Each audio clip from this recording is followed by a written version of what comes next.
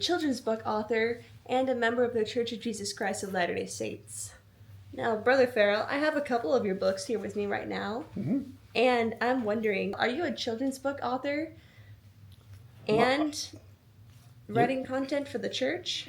Because I see these are Mrs. Mumble books in the back, and those are books that are titled like Growing Up with Christ, who kind of more church-centered content. Could you explain that a little more? Let me go back to about the year 2009. I was living in China.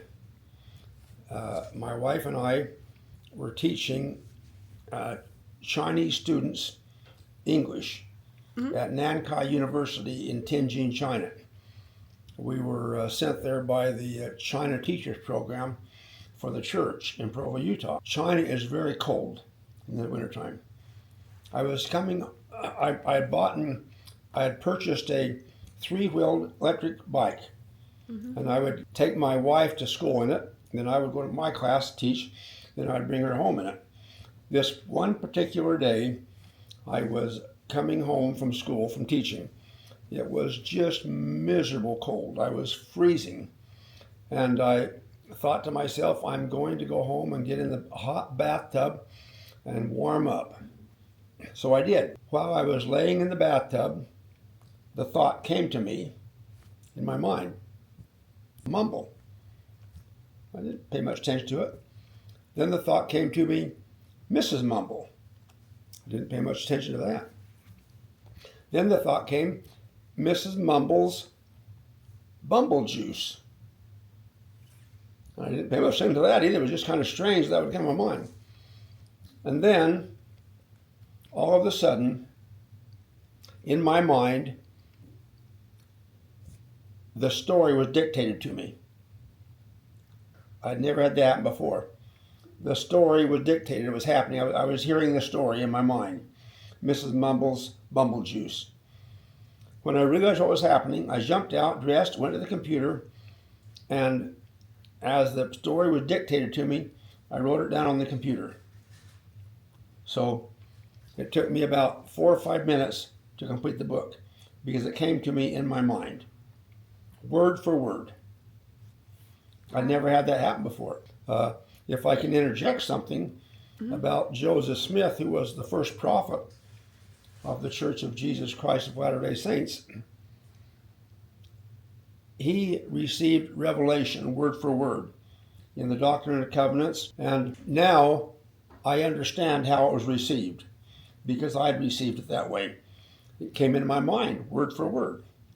So that was the first book, and I thought that was really strange that it happened, but it happened to me, so I know it did.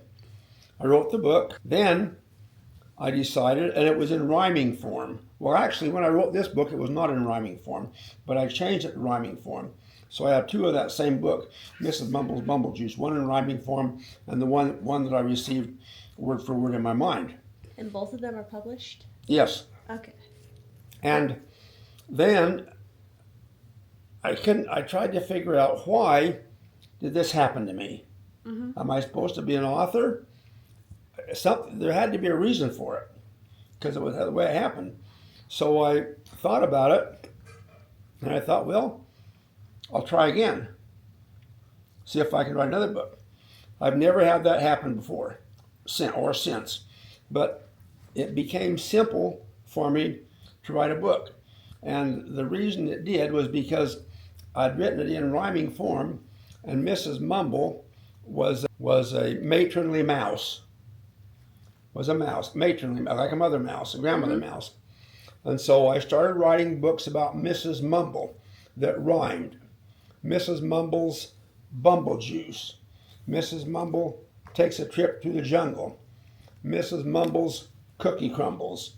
Mrs. Mumble's Cousin Grumble, and so forth. And in fact, after I'd written a few of them, I told my grandchildren if they would give me the name of a book that rhymed either with Mrs. Mumble or in other ways, it didn't matter, I would give them $50. And then they came up with all kinds of names, and some of them I wrote and some didn't.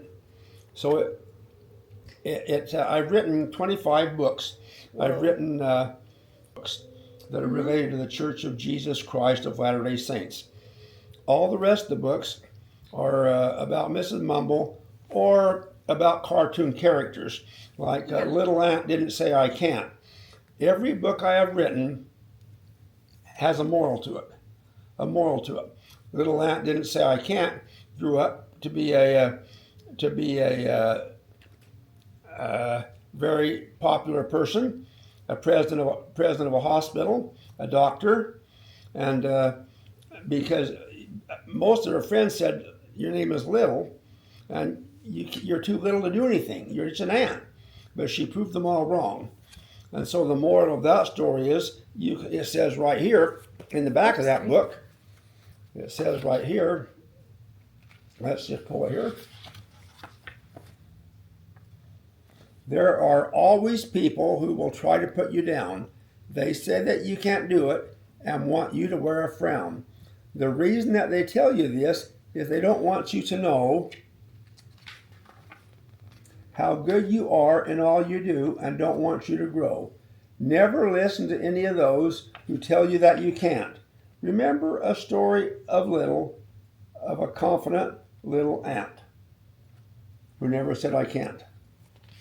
So all my books have a moral to it, every one of them. The Mumble books, like Baby Bumble Takes a Stumble. Baby Bumble didn't know how to fly, and she didn't, and so she called upon a older bee to teach her how to fly, and so when she learned how to fly, she realized that I can do anything with little help. It doesn't matter I can do it, and so really all my books have a moral like that.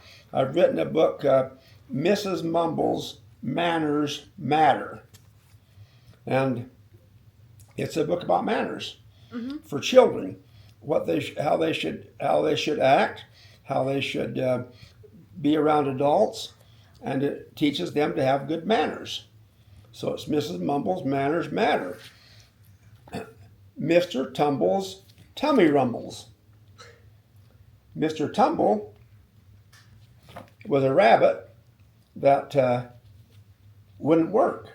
He was lazy. And so at mealtime, he showed up at his friends' houses, his other animal friends' houses, and sat down at their table and had a meal with them because he was too lazy to fix his meal.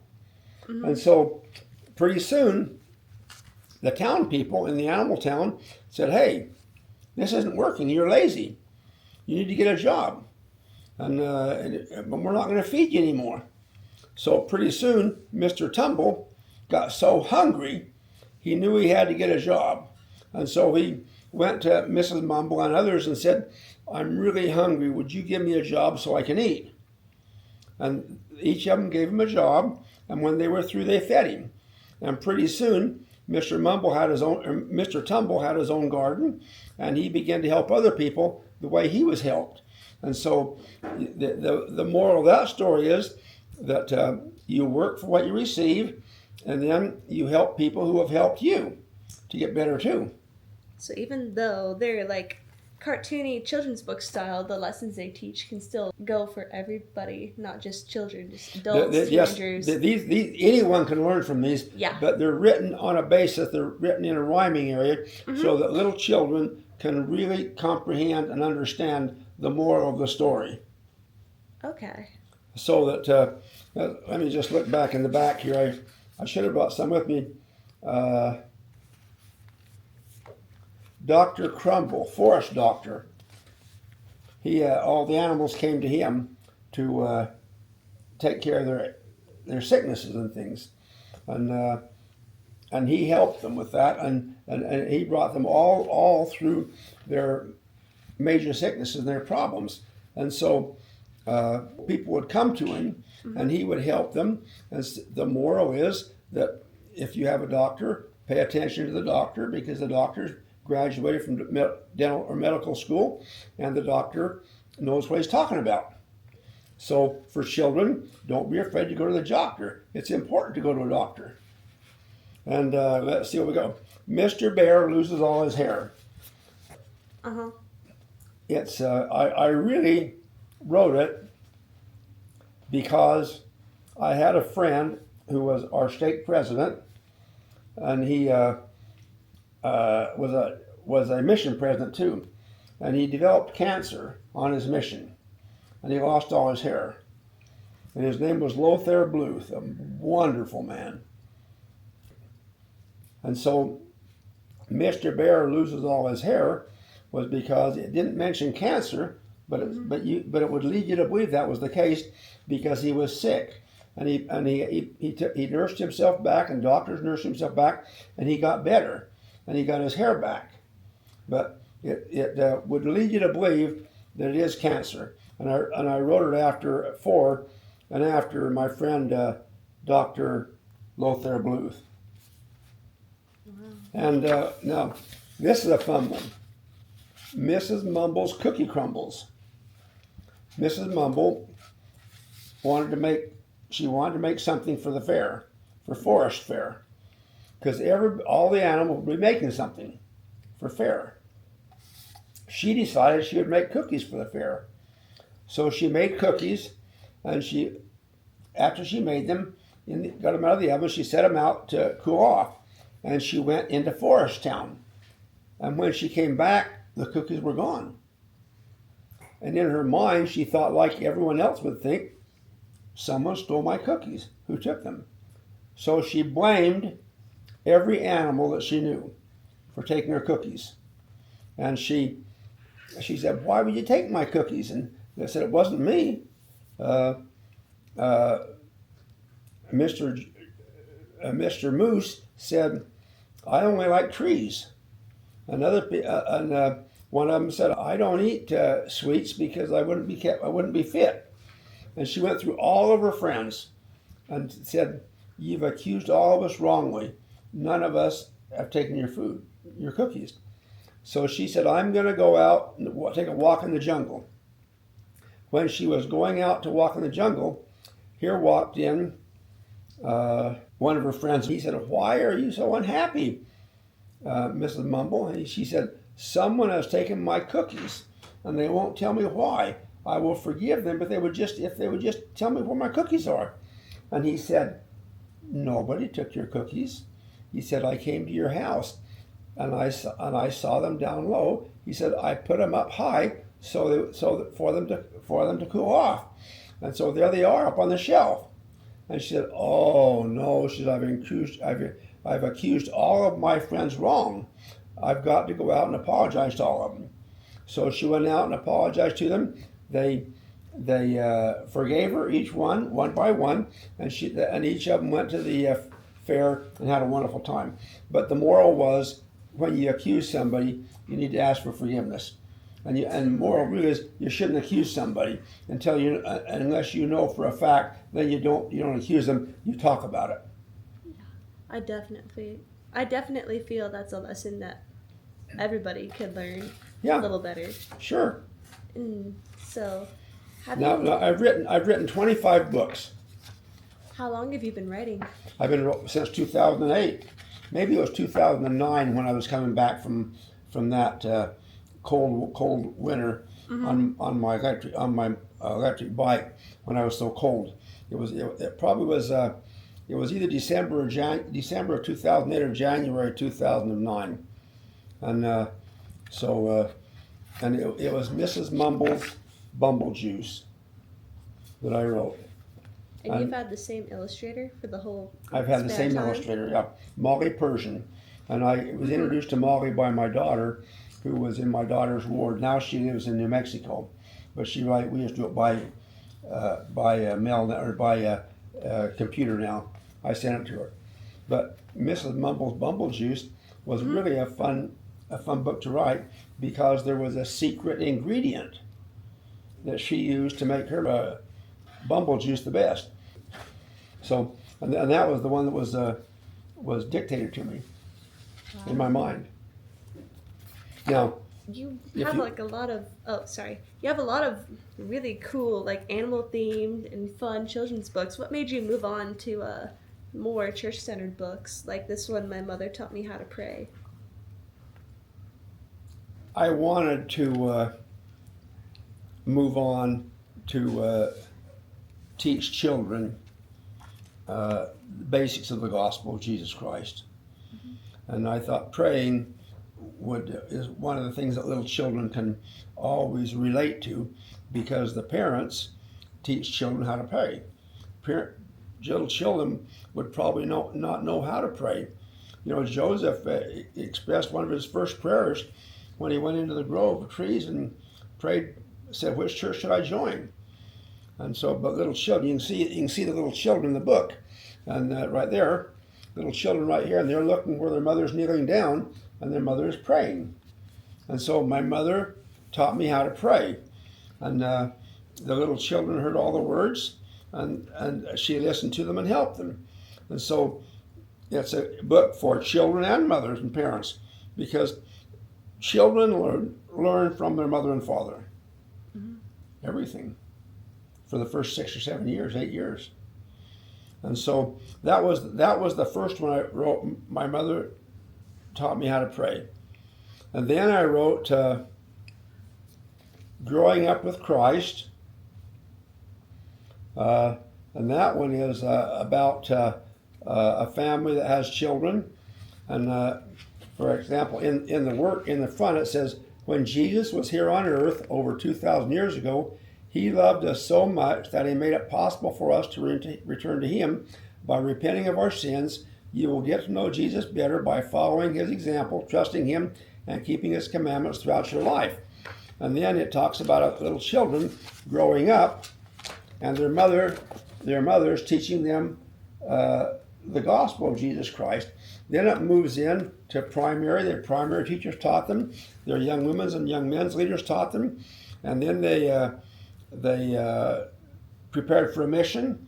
They went on a mission, went to the temple, went on a mission, came home, went to college, got a degree, fell in love, and raised their own family. And they learned it all from their mother and father.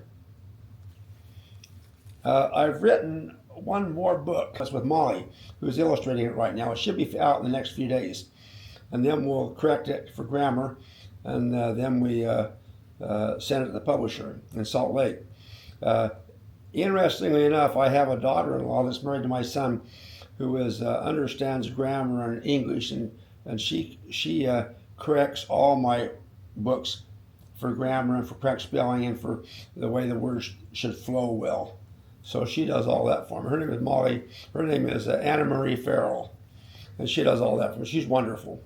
So it's almost like a team effort to bring all these books It out. is a team effort. Mm-hmm. You know, it's a team effort not only for me, but for Molly and for Anna Marie and for all those people who have given me names of books to write. Yeah. Wow. So I see. Do you use the same publisher to do both of your, I'm just going to call them genres for now, both genres of the books, like the more church-centered one and the Mrs. Mumble one? I've used different publishers. I didn't know Family Heritage in Salt Lake. I found them on the internet, and they do as good or better, and their price was about half. Okay. And they've been doing mine for me for the last probably 6 or 7 books. I used several different publishers that I found on the internet, but they were very expensive. You know, to write a book just takes time. Mm-hmm. I can usually write a book, Sadie, in an hour and a half.